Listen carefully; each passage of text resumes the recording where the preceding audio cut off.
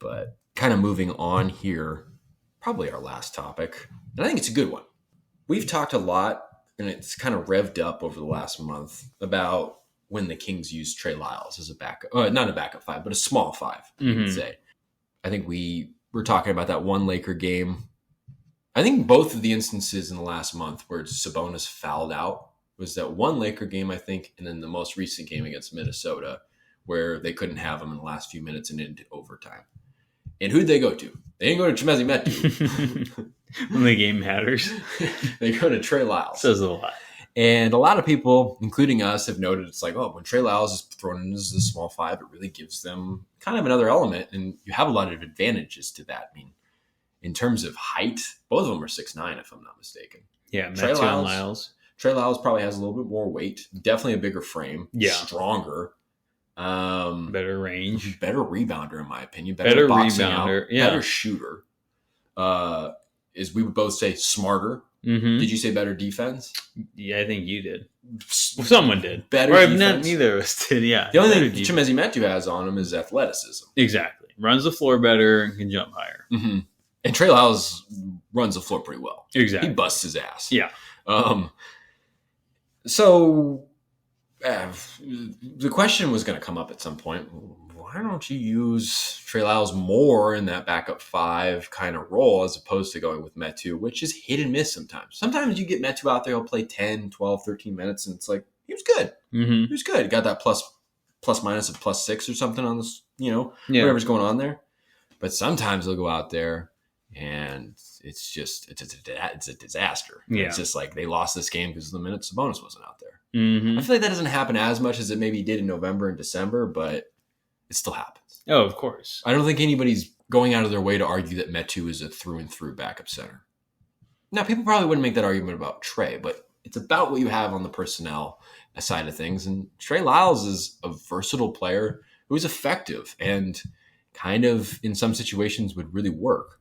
So it was a matter of time again until this conversation got brought up. And Chris Bitterman of the Sacramento Bee, he asked Mike Brown after the second Minnesota game, like we saw Trey Lyles in overtime. He had a great box out. He hit a 3, then he had the dunk. You thought about using him more as like the backup five. Everybody knows that he's used as the small five and in special situations, especially when Domas isn't there. But what about using him as the backup five? And Mike Brown gave the predictable answer. Like, yeah, we use it. We go to it. We have that option. It's in our back pocket. But Chimezie Metu's our guy. If Metu is your guy, why isn't he playing in overtime? Like, you're the backup five. Like, you should be Sabonis out of the game. Exactly. I mean, God. We were saying it last week, maybe the week before, where it was like, oh, well, Mike Brown likes the look that Chimezie Metu. And you stopped me. You were like, yeah, but what else does he offer? Exactly. And of course, that's the only thing you can say about him. Mike Brown, he'll call guys out to play better, but he's not going to, especially Metu. It's like, yeah, what else? What other good thing you're supposed to say? It's not like he's going to go out there and be like, yeah, Metu's never going to be a full backup. Exactly. He's not going to go out there and say that. Does Metu provide interesting things with his length and athleticism? Of course. Is he a rotational guy? You probably don't want him to be. I think just Monday night's game against the best defensive center in the league in an overtime game, 5 minutes, Lyles was out there and hit a big 3, hit a good and 1. Yeah. He stretches the floor. That's the big one. Exactly. Metu has not hit 3s this season. Metu, I think he's hit like 2 never total. hit 3s. Late last season he did. Remember he ended the season on, I think the last 11 games he shot like 40% from 3. It's like, here he comes. Yeah. Messi Mamba. Yeah, whatever. 11 games, Tony. Yeah, Lyles is just the better player, obviously. I'm all for Lyles at the backup 5, and it's like, is Zach Paulo the backup 4? Yeah, it does. That's you the fill issue. One hole and it creates. I think just in general, Lyles is the best backup big the Kings have. Yeah, he's one of the best bench players. Dude, I love Lyles. He's so good. Ever since he got that start in OKC last season, just Cupid plucked me in the ass with a fucking arrow. Dude, I love Lyles. I know. They really gotta keep him. Yeah. I don't even know what the argument. Of course he's better than Metu. It just gets silly, but I guess the one thing that Mike Brown's answer, because you made a point that was Mike Brown's full of shit. Yeah, of course He's been full of shit about Metu. Of course he is. Part of his job is talking his guys up. He's full of shit about Okpala. He's full of shit about Maneka. He started Okpala.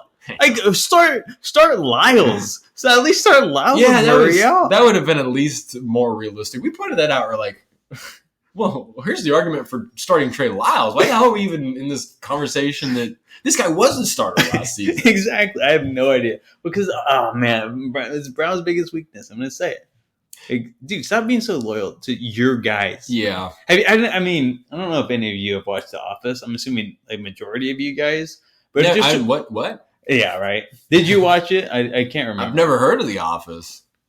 Anyways, so when Michael Scott goes and starts his own paper company, he takes Pam and Ryan. And when he brings them back, and like whatever happens, he gets back to Dunder Mifflin, and he starts favoring Pam and Ryan. And it's just like, and everyone hates it around him. It's like, why? Like, these guys suck. They're not even good workers. Like, why are they getting the favoritism? Because they left with you? That's how I feel about Mike Brown with these guys. It's like, I get it. They were in your Nigerian national team. Yeah. You're probably proud of that. And, like, you had a probably good bonding experience with them during the Olympics. But, like, they're not who you think they are. Here's the other element, too. You see it with a lot of coaches. It's not an indictment of their personality, but it's just kind of a nature of the people that are in this business and that succeed in this business. There's an ego element. If you get a situation where all of a sudden KZ Okpala is a rotational guy in the league and he's an all defensive, maybe second team player or whatever the situation is, and oh man, Mike Brown, man, he really has an eye for talent and development, doesn't he? I mean, That's true. I don't know if that plays into it, but it's just like, feels like that would be a factor. You listen to the way Kyle Shanahan would talk about Brock Purdy. He loved Brock Purdy, but he never gave Brock Purdy the credit for the fact that he was the best quarterback the 49ers have ever had since Kyle Shanahan has come in terms of processing things. I don't want to get into a football discussion here, but that element of ego and kind of like taking, that's true. It has to at least be considered. And again, Mike Brown is not, in terms of Kyle Shanahan and Mike Brown is not as overtly egotistical. But I don't know. The thought has to cross his mind, man, that must look really good if this works out. That's true. You know? What happens if I can get Chimezie Metu, who's been on this team for the last, 2 seasons and hasn't done shit for the most part? What happens if I can get him to be a real guy? Real NBA player? Good luck. Yeah, exactly. But I do think, to his credit, Metu has proven that he's useful, which is not something that He's been as useful as he was the last 2 years. He's been more useful, more out of necessity because Holmes is terrible.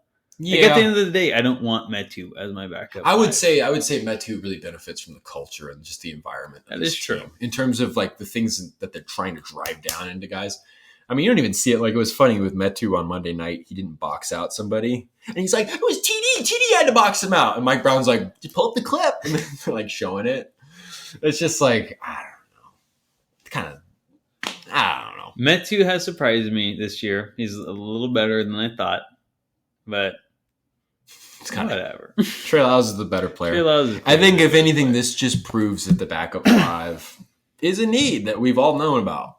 And it's kind of cooled off that conversation as the trade deadline has come near, and not really anything is really like in November and December. We're all talking about Nerlens Noel and then, like Mason Plumlee and all these guys. I mean, I feel like the conversation has dried up not dried up, but it's just gone in other directions in terms of what's going on here. And I don't know. It has a lot of high asking prices too. Like every time I read a report, it's like, I saw like the Jay Crowder report. It's like, yeah, we'll trade Jay Crowder for a star player. Like, what? Yeah, we'll trade Mason Plumlee for a first-round pick. I was like, I know these aren't serious and these guys aren't going to be traded for that. But it's like, come on.